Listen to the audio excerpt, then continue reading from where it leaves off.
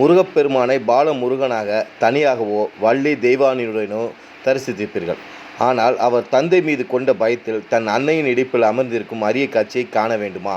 மயிலாடுதுறை அருகில் உள்ள வழுவூர் கஜ சம்ஹார மூர்த்தி கோயிலுக்கு வாருங்கள்.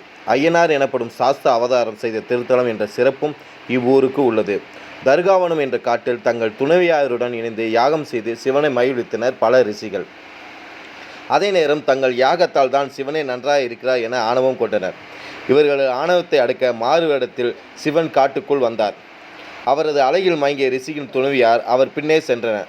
அவர்களை தடுத்து நிறுத்த ரிஷிகளால் முடியவில்லை. யாக குண்டத்தில் தோன்றிய மத யானையை சிவன் மீது ஏவினர். அந்த யானையின் தோலை உரித்து இடுப்பில் கட்டி கொண்டார் சிவன்.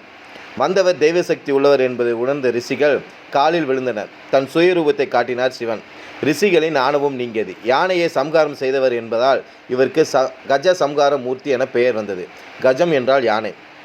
சிவன் வந்தபோது இத்தலத்துக்கு மோகினி அவதாரத்தில் வந்தார் விஷ்ணு. அவர்களுக்கு சாஸ்தா பிறந்தார். எனவே இவ்வூரை சாஸ்தா பிறந்த தலமாக கருதப்படுகிறது. மற்ற கோயில்களில் சிவனின் திருவடிகளின் மேல் பாகம் நமக்கு தெரியும். இங்கு சிவனின் உள்ளங்காலை தரிசிக்கலாம்.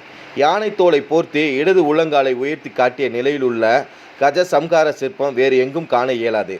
இந்த காட்சியை கண்டு பார்வதி தேவி பாய்ந்து போனாளாம். அவள் அச்சத்துடன் குழந்தை முருகனுக்கு ஏதும்